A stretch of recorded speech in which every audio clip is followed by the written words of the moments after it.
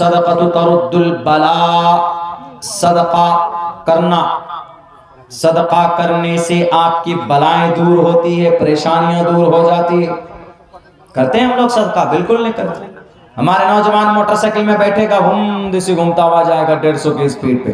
कभी घर से बाहर निकलते हो तो 5 रुपए 10 रुपए सदका करके निकला करो। रास्ते में होने वाला बड़ा हादसा छोटे में बदल जाता है। अभी हुआ ना मेरे साथ, अभी इसी महीने, पिछले महीने की 20 तारीख को प्रोग्राम करके लौट रहे थे। रात को 3:30 पौने 4 बजे के करीब में 15 फीट से लेकर नीचे, सड़क के नीचे जाकर गाड़ी मेरी गिरी। और अल्लाह की जात से, अल्लाह ही बचाने वाला है। अल्लाह ने जर्रा बराबर एक कतरा खून का ना मेरा बहा ना मेरे ड्राइवर का बहा। कैसे बच गए अल्लाह ही जानता है।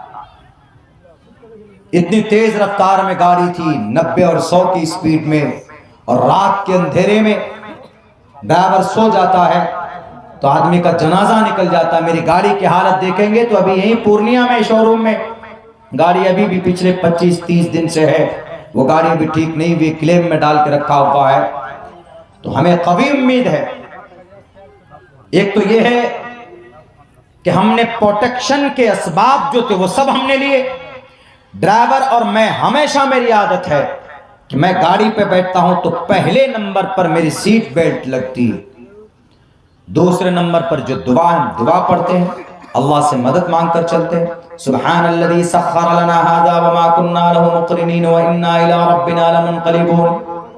सवारी की दुआ है ना, आप बाइक पे बैठते हैं, बस पे बैठते हैं, गाड़ी पे बैठते हैं तो ये दुआ पढ़कर बैठिए, अल्लाह से मदद करके बैठे। हमारी अम्मी भी बहुत दुआएं करती कि बेटा सफर पे जा रहा है तो अल्लाह हमारे बेटे की हिफाजत फरमा, और हम वहां जलसे से दुआ करके निकले कि अल्लाह आने वाली सफर की परेशानियों से हमारी हिफाजत फरमा। अल्लाह से मदद मांगी, लेकिन उसके साथ साथ हमने सबब को भी इख्तियार किया।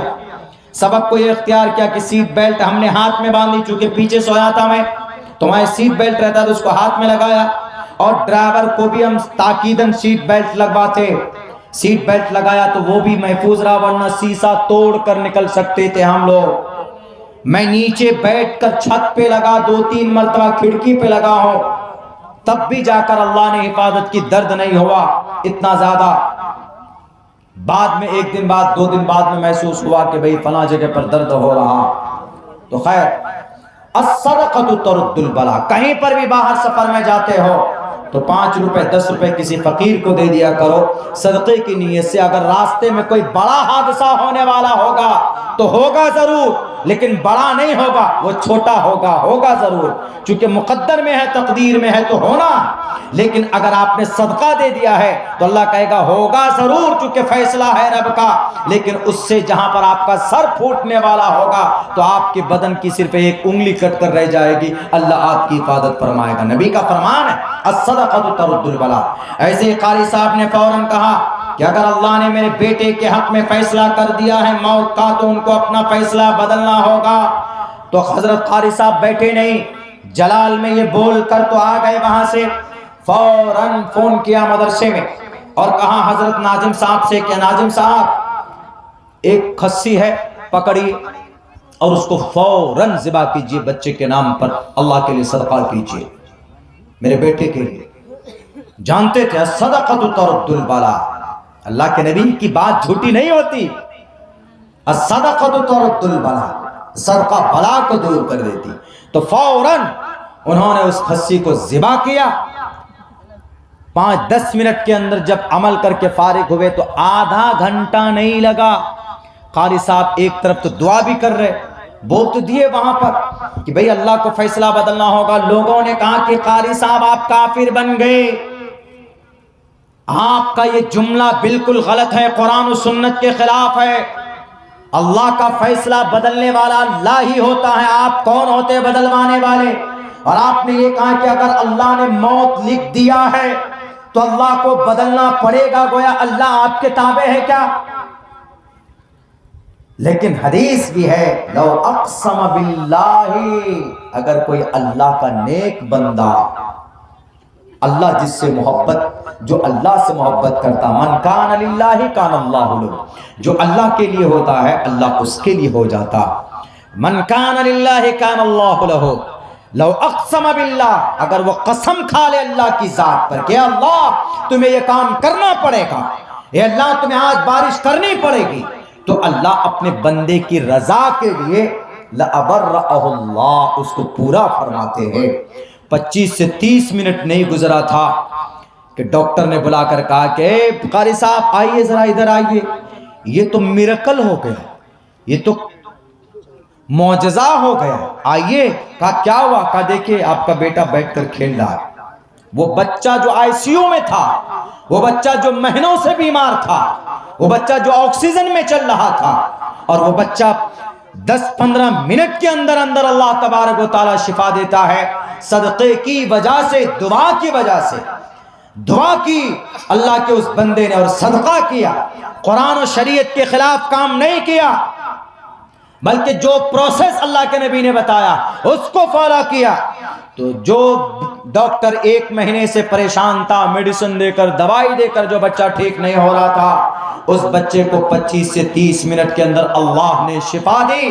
तो इससे साफ पता चलता है कि अगर आपका ईमान मजबूत है, यकीन मजबूत है, तो जमीन पर आप दुआ करोगे तो आसमान पर अल्लाह आपके दुआ का फैसला करेगा।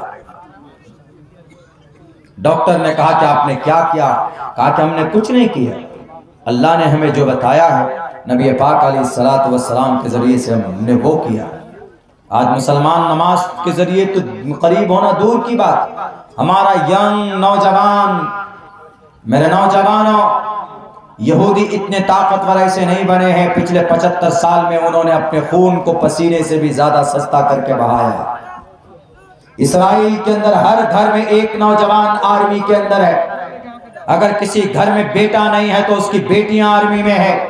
आजकल हमारी बेटियां मोबाइल में हेलो, रात को 12 बजे हाउ आर यू, रात को 2-2 बजे तक नौजवान चौराहे पर बैठकर अपनी अपनी गर्लफ्रेंड से बात करता।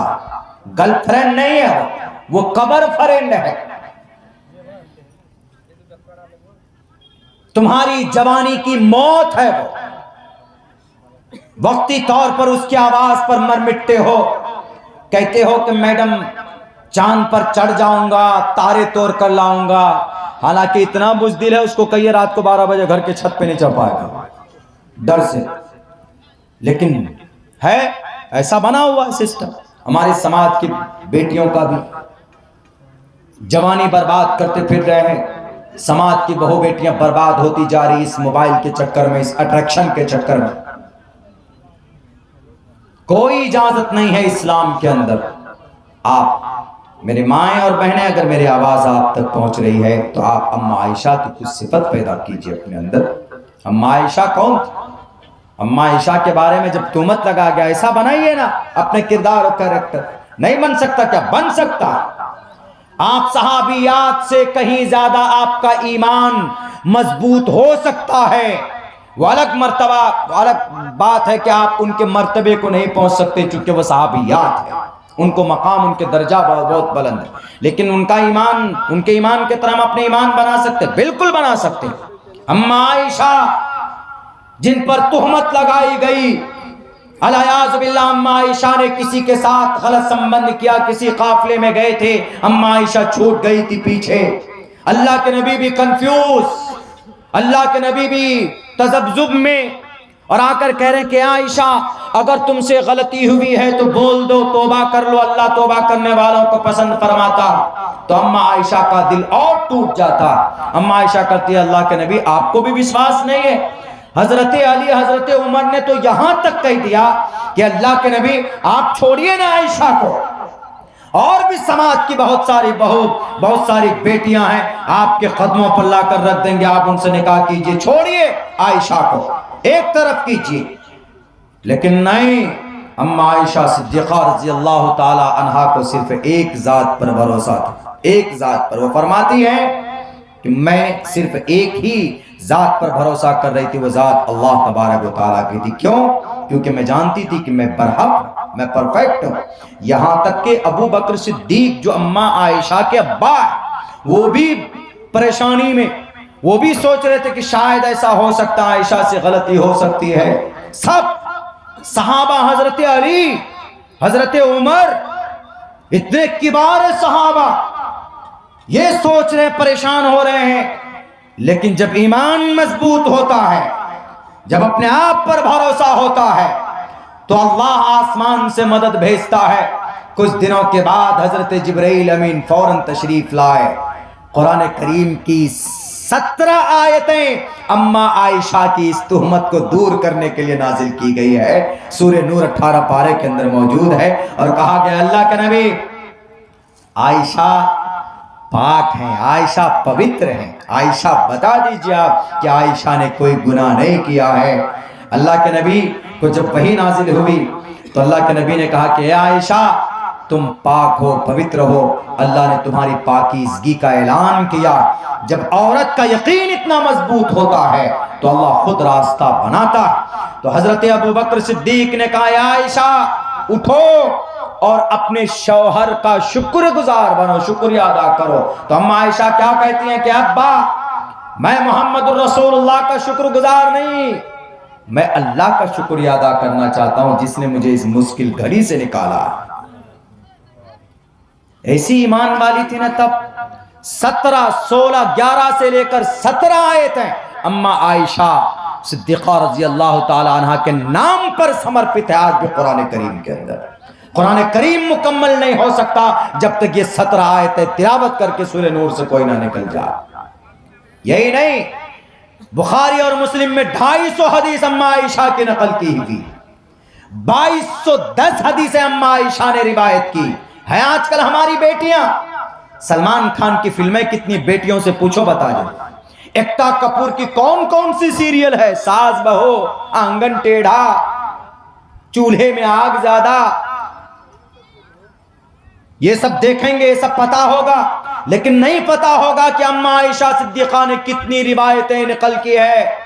अम्मा आयशा सिद्दीक़ा ने 2210 रिवायत नकल की है। यानी अबू हुरैरा के बाद सबसे ज्यादा हदीस अगर किसी ने मरवियात हैं किसी सहाबिया या सहाबा से, उनमें से अम्मा आयशा सिद्दीक़ा रज़ी अल्लाह ताला अन्हा का नाम आता। अल्लाह के नबी के वफात के बाद सहाबा कराम का कोई भी मसला अटकता था तो लोग फौरन सहाबा कराम फौरन अम्मा आयशा के पास पहुंचते थे। अल्लाह के नबी अम्मा आयशा हमारा इस मसले को बता दीजिए क्या है। अम्मा आयशा इतने ज़हीन और फतीन थी, अम्मा आयशा की बरकत की वजह से तयम्मुम जैसा मसला हमें मिला।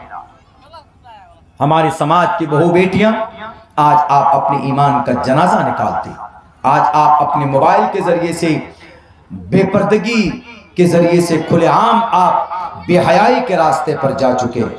इसीलिए मैं गुजारिश करता हूं कि इस पुरफितन दौर में अगर अल्लाह का कुर्ब चाहिए, अल्लाह की मदद चाहिए, तो हमें मेहनत करने की जरूरत है। बिना मेहनत के कुछ नहीं होता, मेहनत करनी पड़ेगी।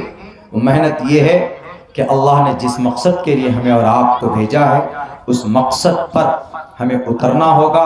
और उनमें सबसे पहला नंबर पे पहला काम जो आता है डेली में वो यह है कि नमाज अदा करनी पड़ेगी पाबंदी से।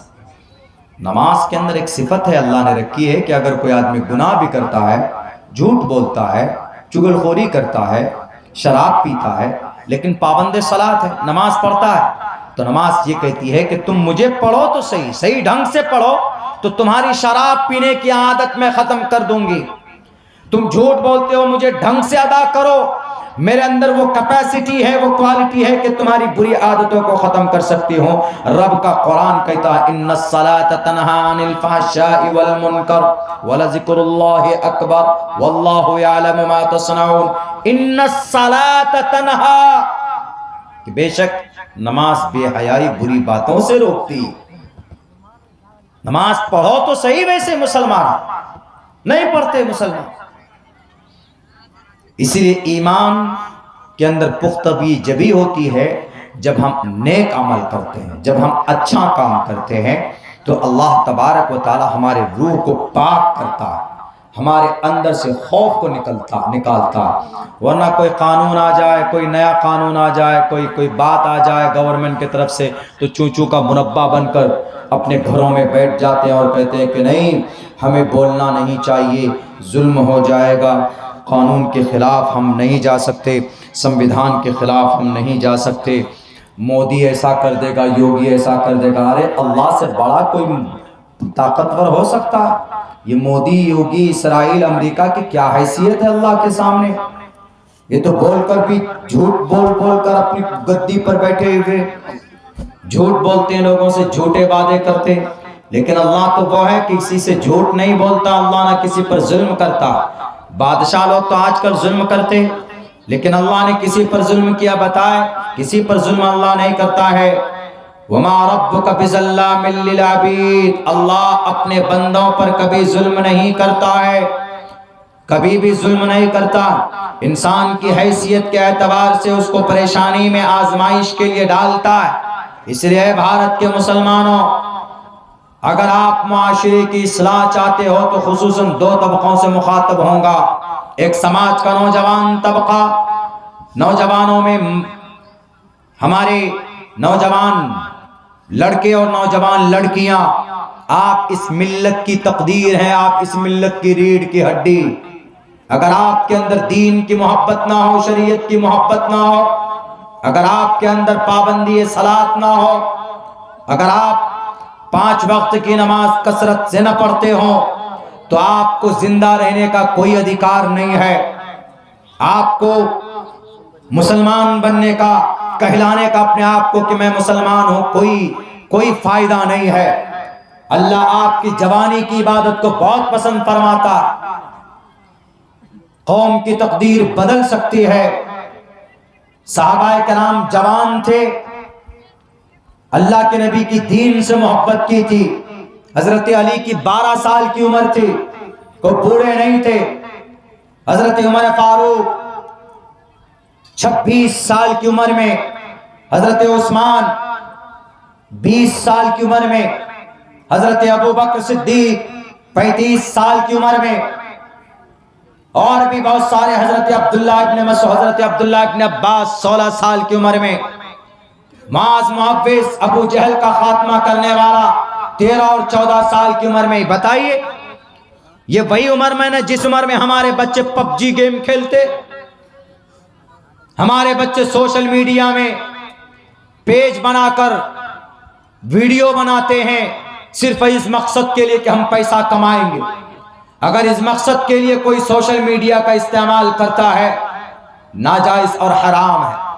अगर कोई दीनी काम के लिए भी मीडिया पेज बनाता है या फिर पैसा कमाने की गर्ज मकसद है, यहाँ बहुत सारे यूट्यूबर हैं, पूरे भारत में जाता हूँ अल्हम्दुलिल्लाह, ज्यादा प्रोग्राम मेरे बिहार से दूर ही होते, बहुत मुश्किल से 1-2 प्रोग्राम में शरीक होता हूँ। आपकी शायद ये कटिहार में ये मेरा पहला प्रोग्राम है, और शायद एक प्रोग्राम बिल्कुल लास्ट में होगा, फरवरी के अंदर होगा। अभी आज उन्होंने तारीख लिखाई, वरना मेरा प्रोग्राम उमूमन उत्तर प्रदेश में, महाराष्ट्र में, तेलंगाना में, उड़ीसा में, बंगाल में। मैं आज यहाँ पे हूँ, कल इस वक्त मेरी तकरीर जिला बस्ती उत्तर प्रदेश में हो। परसों हमारी तकरीर यही नहीं, परसों हमारी बिजनौर के अंदर 11 तारीख को बिजनौर, यानी उत्तर प्रदेश में, वही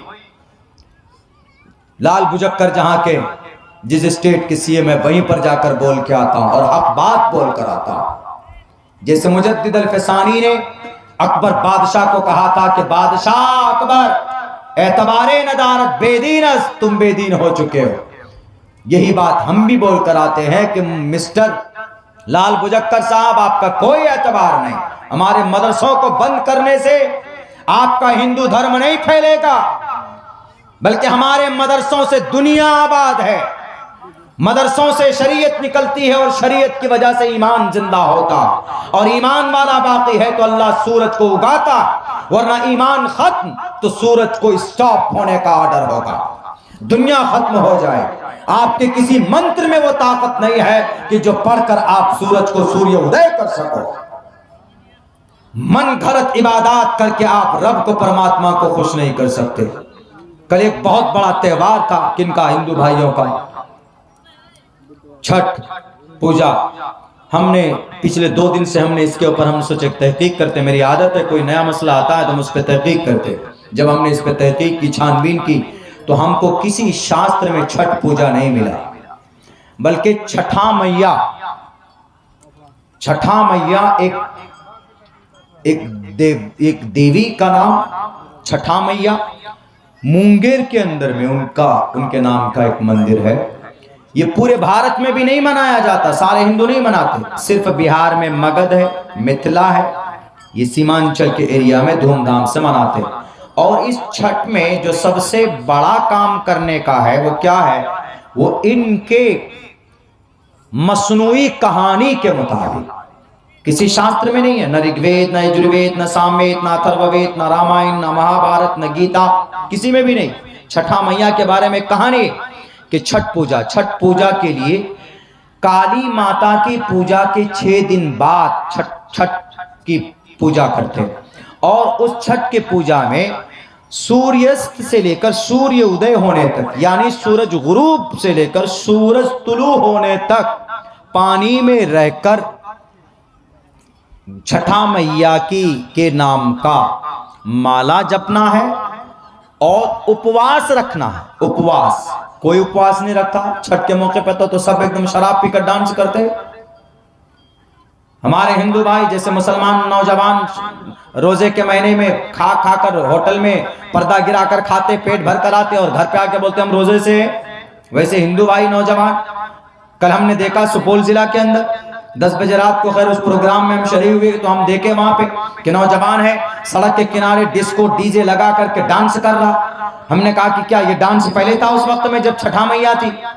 छठा मैया होती तो ये डांस करती थी क्या?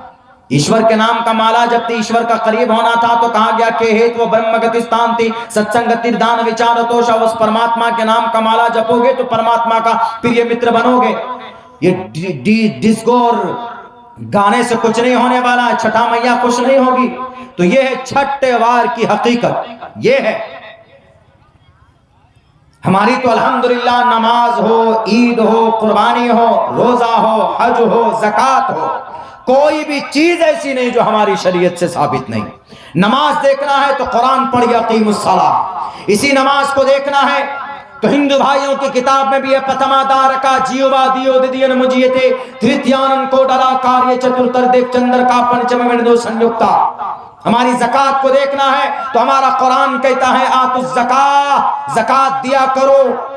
रोजे को देखना है, कुतिबा अलैकुमुस्सियाम कमा कुतिबा अलल्लज़ीना मिन क़ब्लिकुम लअल्लकुम तत्तक़ून। हज को देखना है, वअतिम्मुल हज्ज वल उम्रता लिल्लाह, शराब से दूर रहना है।